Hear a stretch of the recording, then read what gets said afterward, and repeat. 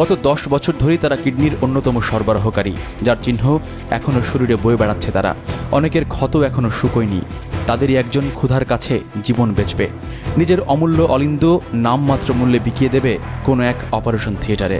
কবিতার খাতা উল্টে এবার নিরেট গদ্য, অর্থাৎ খোঁজের চরকায় তেল দেয়া শুরু করা যাক। সকাল দেখে নিশ্চয়ই বুঝেছেন, ভর সন্ধ্যায় কিডনি বাণিজ্যের আদ্যপ্রান্ত তুলে ধরার ভূত চেপেছে মাথায়। মাথার ভূত আপাতত মাথায় রেখেই আপনাদের একজন উচ্চপদস্থ কর্মকর্তার সাফাই শোনাবো। আমি মনে করি যে একটা এখন ভালো মতোই চলছে। যারা মিডলম্যান ছিল তারা এখন আর এটা আমার ধারণা যে এটা করছে না। আমলাতন্ত্রের মগডালে বসে থাকা এই কর্তার কথা শুনে প্রথমে মাথার অনুসন্ধানী ভূতরাজ পালাবার পথ খুঁজছিল। তিনটে জলজ্জান্ত প্রমাণ দেবার আশ্বাস এবং পুরো এক বাটি খাঁটি সর্ষের তেল মহাশয়ের পদযুগলে মালিশ করার পর শেষমেশ তিনি পোষ মেনেছেন। তাহলে এবার ঠান্ডা মাথায় প্রথম প্রমাণের পথে পা বাড়ানো যাক।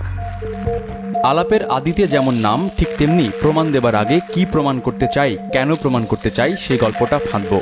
পরিসংখ্যানের টালিখাতা বলছে বাংলাদেশে 2 কোটিরও বেশি মানুষ কোনো না কোনো মাত্রার কিডনি রোগে আক্রান্ত। এর মধ্যে শতকরা 40% নেফ্রাইটিসের কারণে, ডায়াবেটিসের কারণে 24% ও উচ্চ রক্তচাপের কারণে 15% রোগীর কিডনি অকেজো হয়। মোট আক্রান্তের মাত্র 10% মানে 20 লাখ মানুষের কিডনি রোগের সঠিক চিকিৎসা করার আর্থিক সামর্থ্য আছে। যদি গণিত তত্ত্বে আস্থা রাখি, তাহলে বাংলাদেশের সবসময় প্রায় 1040 কিডনি প্রতিস্থাপনের চাহিদা থাকে। অর্থাৎ গ্রাহক বা ক্রেতা যাই বলুন না কেন, তারা কিন্তু টাকার থলি নিয়ে প্রস্তুত। আইনগতভাবে তো এই দেশে এটা হচ্ছে না। এখন রুগী বাঁচায় কিভাবে? একটু রিল্যাক্সেশন না করলে পরে তো রুগীও বাঁচে না। এবার আসা যাক এই চাহিদা কিভাবে পূরণ হবে সেই প্রসঙ্গে। চাহিদা পূরণে সদা প্রস্তুত এমন একজনের সন্ধান আছে আমাদের কাছে। নাম শুভ, কিন্তু কাজ করেন সব অশুভ। পুরো 1 মাস ভিডিও কলে। ইন্টারনেট নিয়ে রবিতে নো টেনশন, কারণ 1 মাসের প্যাকে অনেক বেশি ইন্টারনেট। রবি পুরস্কার হিসাবে পিজির লম্বা হাতের এই ছোট্টখাট্ট কর্মচারী বার কয়েক গলা ধাক্কাও খেয়েছেন, তাতেও লেজ সোজা হয়নি। ফোনে আলাপ জমানোর চেষ্টা দিয়ে শুরু। ভাই আমি কাগজপত্র নিয়ে এসেছিলাম তো। আমাদের কথা মনে ধরায় তার দর্শনও পেলাম, সাথে পেলাম কিডনি বাণিজ্যের আন্ডারগ্রাউন্ডে ঢোকার প্রথম দরজার খোঁজ।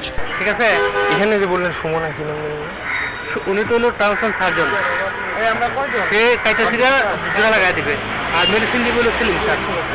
একজন তো পাইছিল রংপুরে হলো সেলিম স্যার, আমি ওয়ান্দুলাল স্যার ট্রান্সফার সার্জন। দরজা দিয়ে কয়েক পা ভেতরে যেতেই দেখি আর এক দরজা। সেখানে সাক্ষাৎ ফারুকের সাথে। শুভর মতোই অশুভ কাজের কবিরাজ সে, কিন্তু আমরাও লোক পটানোতে এফসিপিএস। যথারীতি পাতা ফাঁদে পা দিয়ে ফারুক আমাদের হাতে তুলে দিল দ্বিতীয় দরজার চাবি। মানে আমাদের কাছে যারা সরাসরি আসে খুব কম ফোন করে। নেশাগ্রস্ত লোকও আছে, নাই তা। আমি আপনাকে ঠিকানা আছে, ঠিকানাটা দিই। আপনি একটু এখানে ঠিকানাও আছে, ডিটেলস ঠিকানা। নাম ঠিকানা টুকে নিয়ে তার দেয়া তথ্য অনুযায়ী আবার পিজিতে ফিরলাম। কথা হলো একজন টেকনিশিয়ানের সাথে।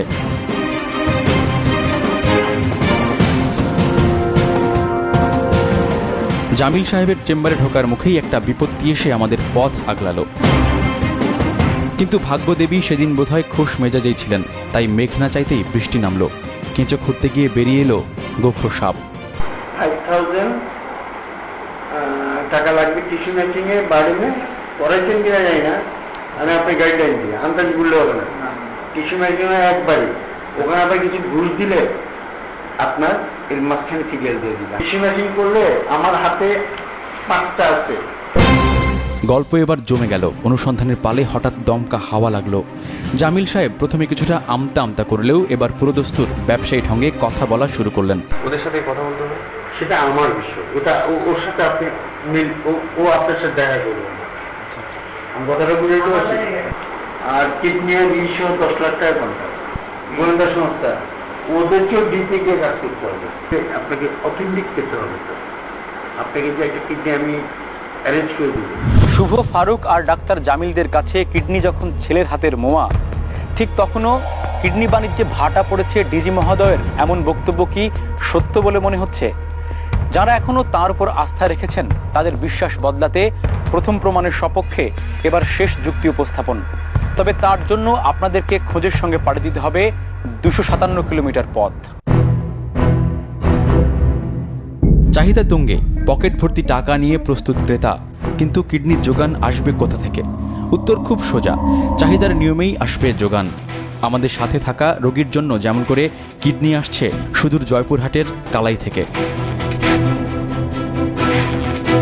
গত 10 বছর ধরেই তারা কিডনির অন্যতম সরবরাহকারী, যার চিহ্ন এখনও শরীরে বয়ে বেড়াচ্ছে তারা। অনেকের ক্ষত এখনও শুকোয়নি, তাদেরই একজন ক্ষুধার কাছে জীবন বেচবে, নিজের অমূল্য অলিন্দ নামমাত্র মূল্যে বিকিয়ে দেবে কোনো এক অপারেশন থিয়েটারে। প্রমাণ আরেকটু পাকাপোক্ত করতে এবার ডাক্তার জামিলের সাথে ক্রেতা নয় খোঁজ টিমের কথোপকথনের একটা ছোট্ট ট্রেলার দেখাবো। এই যে কিডনির যে ব্যবসাটা হচ্ছে, বিভিন্ন কিডনি ট্রান্সপ্লান্টের যে বিষয়টা, উনি ওটাতেও ছাড়া অন্য মানুষকে তো কিডনি দেওয়া এটা নিষেধ এখন। নিষেধ, কিন্তু আপনি তো আমাকে ওই দিন হেল্প করতে চাই।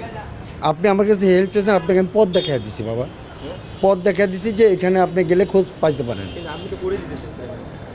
এটা আপনি আমার সাথে করলেন, কি করে? হ্যাঁ ডাহা আপনি একটা মিথ্যা কথা বললেন। আপনি করে দিতে চাইছিলেন না সেদিন, টাকা আছে 30 লাখ টাকা বললেন না, ইন্ডিয়া যায়। হ্যাঁ আমার চাচাতে 30 টাকা লাগবে বলছে, আমি আপনাকে অনেস্টলি বললাম। তা আমি তো এখানে লুকোচুরি কিছু করি নাই। কিন্তু আপনার কাছে কয়েকটা টিস্যু ম্যাচিং করা আছে, এগুলো হচ্ছে অন্য। আমার কাছে নাই, আমি বললাম যে আমাকে দেখাইছে টিস্যু ম্যাচিং, আমি ওদের করা থাকে, ওদের দেখবেন।